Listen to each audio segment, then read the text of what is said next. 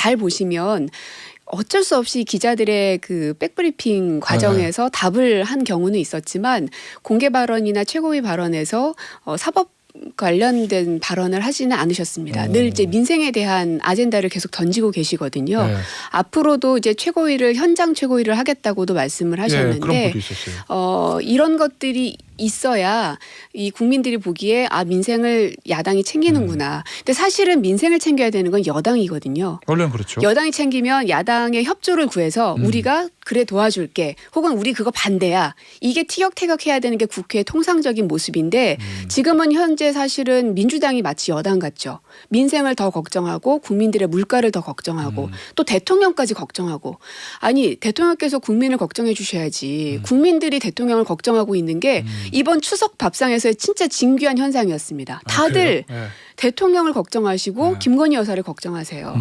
과연 경제를 잘 일으킬 수 있을까? 네. 지금 이제 북한 이슈가 늘 한반도에서는 일어나고 있는데 이 한국과 미국, 일본, 중국, 러시아 이 외교 관계를 과연 잘할 수 있을까? 코로나의 수장인 복지부 장관이 여전히 없는 상황인데 공석이죠. 이 잘할 수 있을까를 국민들이 걱정하고 계십니다. 이거를 진짜 윤석열 대통령께서는 정말 반성하시고 대국민 사과라도 하셔야 되는 문제죠.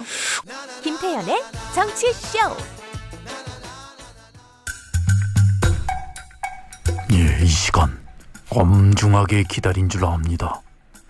고민정 최고위원이 정치쇼와 깐부가 되는 날이기 때문인데요. 추석 연휴 동안 청년들과 지역구에 있는 아차산에서 쓰레기를 줍는 플로깅 활동도 함께 했다고 하죠. 그때 들었던 추석 민심 오늘 잘 전해주실 거라 믿습니다. 기러기 토마토 스위스 인도인 별똥별 역삼역 우영우 그리고 고최고 요즘 대세 중에 대세 기본이죠. 근데 그 정치권이 차려놓은 추석 밥상 민심이요. 저도 그 고최고의 평가가 좀 궁금한데요. 특히 추석 연휴 하루 전날 검찰이 저를 불기소했던 것은 시민들이 뭐라고 하시던가요? 사람이 먼저다. 고민정 의원이 먼저다.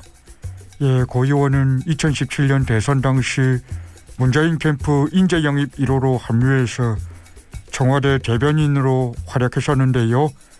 지지율 부진을 겪고 있는 용산 대통령실에 대해서도 하실 말씀 많지 않을까요? 엘리자베스 2세 여왕 이름 철자를 잘못 표기하기도 했는데 말이죠. 우리 고민정 최고께서 시원하게 한 말씀 부탁드립니다. 김태현의 정치쇼 화요일 4부 정치쇼 초대석 우린 깐부잖아 시간이 돌아왔습니다. 오늘의 깐부는 누구냐? 더불어민주당 최고위원이신 서울 광진을을 지역으로 두고 계신 고민정 의원 모셨습니다. 안녕하세요. 네, 반갑습니다. 자, 우리 고민정 의원의 제가 사실 이렇게 소개하려고 그랬어요. 오세훈 시장을 만든 정치인. 오세훈 시장 이긴 정치인으로 해주시죠. 왜냐면 오세훈 시장은 지난 총선 때 현 시장을 광진을에서 꺾으셨기 때문에 그때 만약에 오세훈 시장이 당선됐으면은 지금 국회의원이지 서울시장은 못 하시거든요. 대신에 대통령이 됐을 수도 있죠. 그랬을 수도 있겠네요. 더 큰 거를 막았다. 그렇게 볼 수도 있겠네요. 어쨌든 그래서 아마 저를 엄청 싫어하긴 할 겁니다. 오세훈 시장 탄생에 본인의 의도는 아니었으나 1등 공신이 되신. 어쩌다 그렇게 됐는데 그래서 저희 광진을 지역 주민들은 스트레스가 상당히 많으세요. 특히나 지역 주민 예산이 완전 다 삭감됐잖아요. 그래요? 그래서 주민자치회에 계신 분들은 예산이 다 없어져 버리니까 스트레스가 많은데 이게 다 이제 서울시장이 바뀌면서 생기는 거라서 기껏 고민정으로 이겨놨더니만 더 큰 자리에 이제 가 계시니까 이걸 어찌 해야 되나. 광진을 주민자치 예산이 줄었다는 얘기는 오세훈 시장이 광진을로 돌아갈 생각은 1도 없다라는 거를 단적으로 서울시 전체를 다 없애놨기 때문에. 그렇습니까? 네. 우리 광진을 지역이시잖아요. 뭐 저희 국회의원분들 나오시면 제가 항상 하듯이 이 광진을에서 우리 고민정 의원을 사랑하시는 분들께서 문자를 보내주시면 제가 대신 커피 쿠폰을 드립니다. 우리 광진 지역에 계신 분들한테만. 그렇죠. 왜냐하면 의원님이 들으시면 선거법에 문제가 있기 때문에 제가 드립니다. 좋네요. 우리 나오신 김에 광진의 지역 자랑 좀 해주시죠. 일단 광진에는 그 서울 한복판이긴 하지만은 전통시장이 살아있습니다. 그래서 자양시장, 화양시장으로 대표되는 곳들이 사람도 굉장히 북적거리고 상인분들도 아주 좋으시고요. 뿐만 아니라 뚝섬 유원지가 있어서 젊은 사람들의 연애 데이트 게다가 아이들이 뛰어놀 수 있는 놀이터가 잘 돼 있는 네. 그런 공간이죠. 연애 데이트 아주 좋은데 이거. 뚝섬 네, 유원지. 정말 좋습니다. 네. 그리고 자전거 타기에도 되게 좋은 곳이고요. 오. 또 이제 아차산은 바로 옆 지역구이기는 한데 네. 내나 이제 저희 지역 사람들도 가시는 곳이니까 바로 조금만 걸어가면은 산 등산도 할 수 있고 게다가 거기가 20년에 제가 총선 나오기 바로 직전에 문재인 대통령께서 등산으로 1월 1일 날 하셨는데 네. 그게 바로 아차산 용마산을 그래요? 하셨어요. 그래서 그때 올라가면서 네. 내가 혹시 이 지역에 올 수도 있지 않을까. 아 뭔가 제가 되게 있었어요. 네, 필이. 혼자 예. 필을 느꼈던 그런 곳입니다. 아, 정기가 그렇구나. 있었던. 자, 광진구 주민 오셨네요. 예, 7006님 광진구 주민입니다. 고민정 의원님 너무 반갑습니다. 자 와. 커피 당첨. 오. 저희 제작진들이 지금 커피를 많이 쌓아놓고 있습니다. 오늘 마구마구 쏠라고. 네, 광진 주민 여러분 많이들 들어와서 글 좀 남겨주십시오. 오, 노른산 시장 자주 가신다고. 여기도 대표적인 저희 전통시장입니다. 아 광진에요? 네, 이번에 제가 가서 인사드렸는데 예. 시장은 제가 명절 때마다 가고 거의 한두 달에 한 번씩은 반드시 가는데도요. 가도 왜 시장에 안 오냐는 얘기는 똑같이 들려서 참 어려워요. 밥도 늘 그 안에 있는 저 수제비나 아니면 뭐 순댓국밥 이런 걸 늘 먹는데도 못 보시는 분들은 계속 못 보시는데 우리 이용준님께서는 꼭 노른산 시장 가서 맛있는 것도 많이 드시고 제 얘기도 좀 해주시고요. 이용진 의원 커피 당첨. 아니 제가 사실은 2020년 총선 때 이제 총선 과정을 제가 이제 외부에서 지켜보면서 네. 또 고민정 당시 후보죠. 왠지 저 시장 돌면 굉장히 반응이 좋을 것 같다라는 느낌이 좀 있었거든요. 왜 뭘 보고? 그냥 느낌. 근데 진짜 그랬어요. 예. 이상하게요. 제가 젊은 사람이잖아요. 근데도 어르신들이 좋아합니다. 제가 그래요? 예. 어르신들한테 어필이 되는 것 같아요. 그때 대선 할 때도 그랬고 주로 저 경남 지역에 있는 전통시장 가면 예. 그렇게들 좋아하시더라고요. 그래서 내가 민주당인 걸 모르시는 거 아닌가 이 생각이 들 정도로. 민주당 의원이 어르신들한테 반응이 좋다 그러면 이거는 선거에서 최강의 패를 들고 계신 거예요. 아, 예. 자 그러면 이번 추석 때도 저 지역 좀 많이 돌으셨죠? 돌았죠. 시장도 돌고 상가도 돌고 또 젊은 분들하고 같이 아차산도 가고. 어떻습니까? 민심이 바닥 민심이요. 아무래도 이제 이재명 대표를 소환했던 그 부분, 네. 그다음에 김건희 여사의 특검 이 얘기도 많이 있기는 합니다. 네. 그러나 더불어서 그 얘기도 좋지만 민생은 언제 챙길래 이 얘기도 참 많이 하세요. 민생 제일 네. 중요한 게 먹고 사는 문제니까. 왜냐하면 네. 물가가 너무 올랐거든요. 네. 다행히 코로나가 조금 그래도 지금도 이제 확진자가 늘어나고는 있지만 예전에 비해서는 많이 좀 풀린 거잖아요. 네. 그래서 시장에 사람들도 많아지기는 했지만 여전히 물가가 비싸다 보니까 특히 시장에서는 반찬 같은 거 만들기 힘드시다. 차례상 만드는 것도 힘들고 그 얘기를 참 많이 하시더라고요. 혹시 뭐 정치권에 대한 쓴소리 이런 건 없었나요? 민주당에 대한? 이제 그만 좀 싸워라. 그만 좀 싸워라. 근데 그만 좀 싸우라는 얘기는 네. 제가 2년 국회 생활했지만 2년 내내 듣는 맞아요. 얘기 같고요. 네. 그래서 저는 그럽니다. 정치가 싸우는 건 그냥 그러려니 하고 받아주시면 좋겠고 다만 네. 잘 싸우겠다. 국민들의 그 가려운 곳을 긁어줄 수 있는 싸움을 하겠다 말씀을 드립니다. 알겠습니다. 저희 뭐 현안 좀 짚어볼 건데 네. 뭐 지금 정치권에서 그래도 제일 먼저 떠오르는 현안은 역시 뭐 외교 문제와 관련해서 엘리자베스 2세 엘리자베스 여왕 예. 저 장례식에 윤석열 대통령이 참석하고 그 길로 뉴욕 가서 유엔 총회에서 참석해서 연설을 한다 뭐 이런 좀 계획이 발표가 됐어요. 청와대도 있어 보셨으니까 대통령 네. 해외 순방도 많이 저 동행을 하셨을 거고 이번에 저 대통령의 런던 뉴욕 일정에서 기대되는 점하고 우려되는 점 있으시면 좀 말씀해 주시죠. 부디 그냥 가는 건 아니셨으면 좋겠습니다. 반드시 외교는 목적이 있어야 됩니다. 그렇죠. 왜냐하면 꽤나 많은 예산이 소모가 되잖아요. 그러면 유엔 총회에 가서 단순히 저 이제 대통령 됐습니다. 인사드리겠습니다. 이거 하러 가는 것 아니에요. 그럴 거면 안 가도 상관없습니다. 근데 지금 현재 미국하고는 IRA 이 법으로 지금 산업이 굉장히 흔들리고 있잖아요. 예. 여기에 대한 어떤 답을 받아갖고 오셔야 되죠. 그 성과 없이는 저는 또다시 지지율이 폭락하는 대참사를 겪을 것이다. 그리고 이제 김건희 여사님도 같이 가시던데 네. 왜 또 꼭 같이 가야 되나 하는 생각도 좀 듭니다. 물론 이제 그 영국에 이 그 추도하러 가는 것은 네. 뭐 그럴 수도 있는데 유엔 총회 같은 경우는 이 영부인 프로그램이 또 따로 있습니다. 그럼 그 그런가요? 안에서 혹시나 또 뭔가 사건 사고가 생기진 않을까 하는 걱정도 되고요. 그리고 영부인도 가서 그냥 장식품이 아니에요. 네.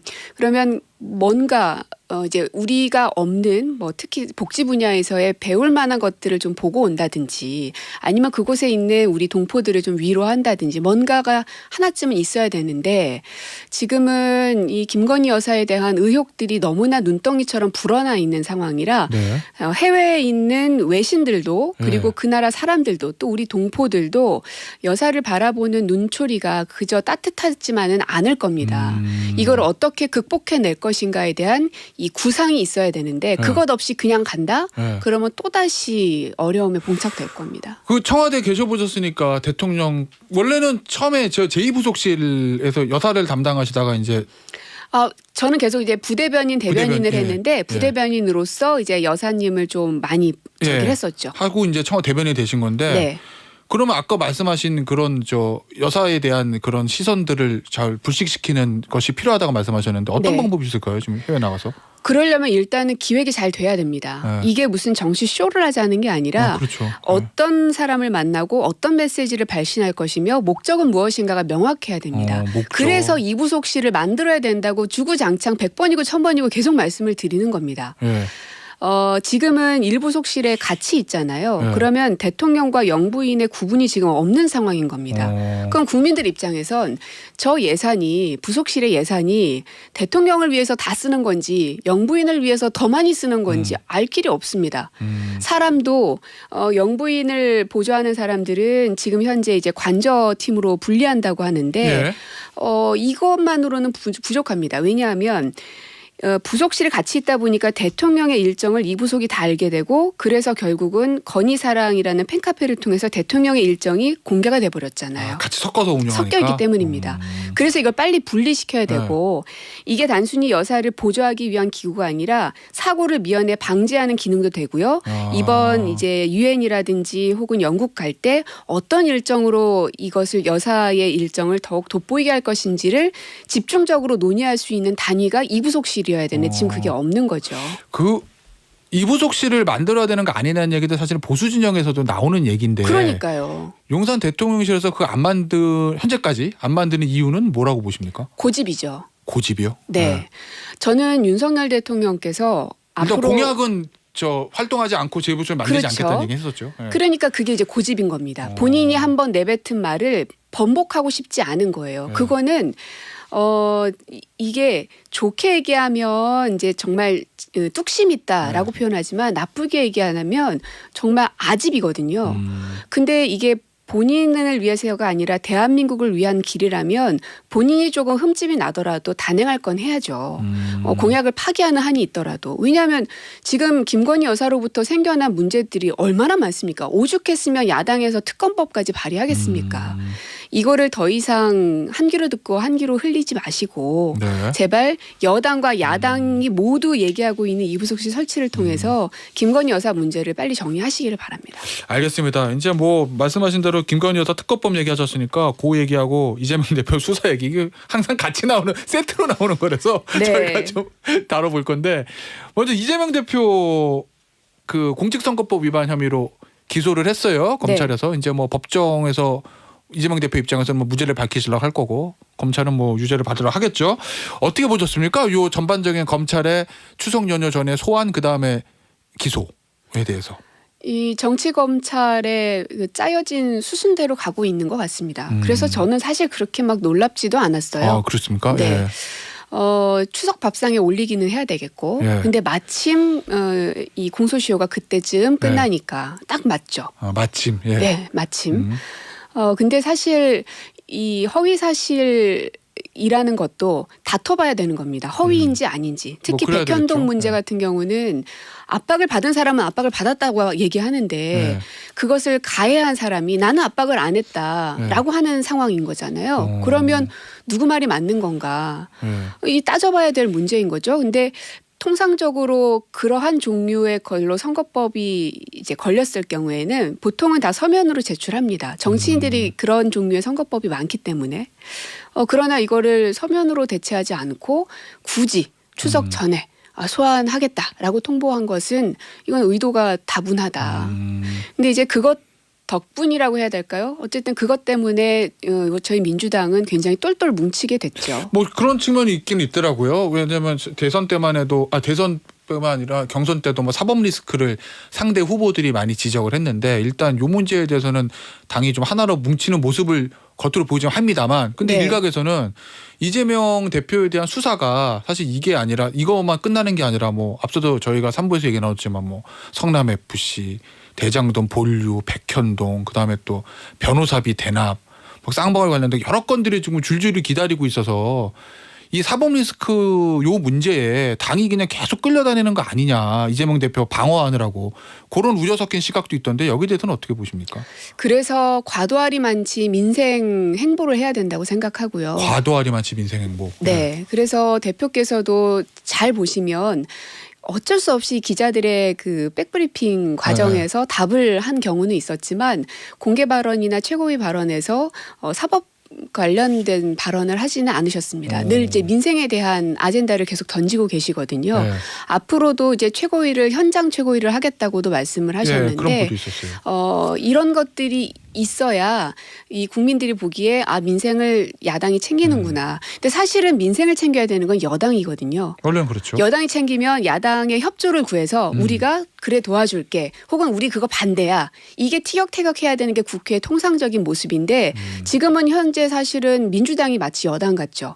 민생을 더 걱정하고 국민들의 물가를 더 걱정하고 또 대통령까지 걱정하고 아니 대통령께서 국민을 걱정해 주셔야지 국민들이 대통령을 걱정하고 있는 게 이번 추석 밥상에서의 진짜 진귀한 현상이었습니다. 다들 그래요? 예. 대통령을 걱정하시고 네. 김건희 여사를 걱정하세요.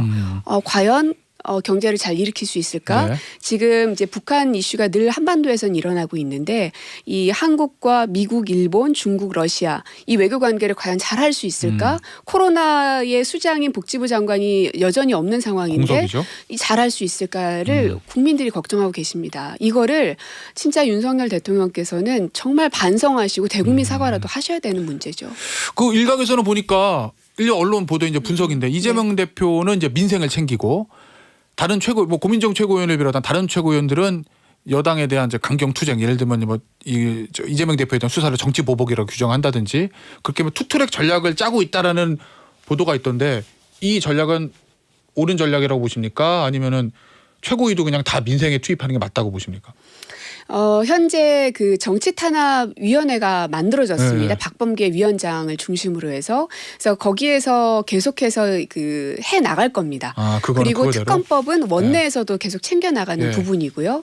그래서 최고위는 그럴 때일수록 더더욱 민생 현장 쪽으로 눈을 돌려야 된다. 특위가 있고 원내가 있으니까 최고위는 그냥 민생으로 가는 게 맞다. 네, 저는 그렇게 생각합니다. 그래서 저도 사실은 계속 말씀드렸던 게 그 시민단체들에게 어떤 재정적 지원을 할 수 있는 근거법을 정부가 없애겠다고 했거든요. 예. 뭐 그 문제라든지 아니면 정경심 교수의 형 집행 정지 문제라든지 예. 혹은 쌍용차 문제라든지 예. 이런 것들을 계속 최고위를 통해서 발언을 했지만 예. 기사를 그런 건 안 쓰시더라고요. 그렇습니까? 네. 그래서 민생과 정책 얘기를 하면 정치부에서는 기사를 쓰질 않으세요. 그게 아무래도 참 관심은- 답답한 노릇입니다. 관심은 정치와 정쟁에 좀 관심이 있습니까? 정쟁에만 관심이 있으신 것 같아요. 네. 그러지 맙시다 우리. 네. 네. 알겠습니다. 자 이제 김건희 여사 특검법 관련된 얘기 좀 해볼 건데 굳이 지금 특검이 필요하다고 보시는 이유는 무엇인지요? 아까 말씀드린 것처럼 하다 도저히 안 되겠으니까. 예. 왜냐하면 이 공소시효라는 게 있거든요. 저희가 그 날짜가 점점 다가오고 있는데 그냥 멀뚱멀뚱 눈만 끔뻑끔뻑 할 수는 없잖아요. 네. 만약에 검찰이 이렇다 할 조치를 조금이라도 취했더라면 저희가 특검법을 한다고 했을 때 역풍이 반드시 불 겁니다. 그러나 저희가 특검법을 하겠다고 했을 때 대다수의 국민들이 어쨌든 과반 이상의 국민들이 찬성 의견을 보내주신 것은 하다 안 되니까 그래 그거라도 해야지라는 것에 손을 들어주신 거거든요. 네. 그래서 저희가 어떤 뭐 맞불 차원에서 한 것이 아니라 예. 도저히 검찰이 안 하는데 어떡합니까? 그러면 입법부인 국회에서라도 네. 뭐라도 해야죠. 자, 일단 방금 전에 저 고민정 의원께서 말씀하신 거 국민 여론 과반수는 뭐냐면 저희 여러 여론조사가 있습니다만 SBS가 넥스트 리서치에 의뢰해가지고 9월 8일, 9일 이틀간 조사했고 11일 발표한 내용인데 김건희 여사 특검법에 대해서 적절하다가 55, 적절하지 않다가 36.9 이렇게 과반이 넘었고 또 항상 김건희 여사 특검법과 쌍으로 같이 나오는 이재명 민주당 대표 수사에 대해서는 법과 원칙에 따른 수사다라는 의견이 50.3, 정치보복 수사다라는 의견이 42.1, 뭐 이렇게 해서 두 양쪽 다 이제 50점, 그러니까 수사 찬성 또 50, 특검 찬성도 55 이 정도 나왔는데 뭐 이런 얘기들 국민의힘 쪽에서 하더라고요. 아니 검찰 수사 미진했다고 그러는데 전 정부 때 이성윤 중앙지검장이 수사 열심히 하다가 안 되니까 기소 못한 거지. 뭐 그걸 일부러 뭐 윤석열 후보 눈치 봐서 덮은 거냐? 그것도 아니잖아요. 이런 얘기 하던데. 모든 걸 전 정부로 덮어씌우려고 하시는데 네. 그 당시에 검찰총장이 누구였습니까?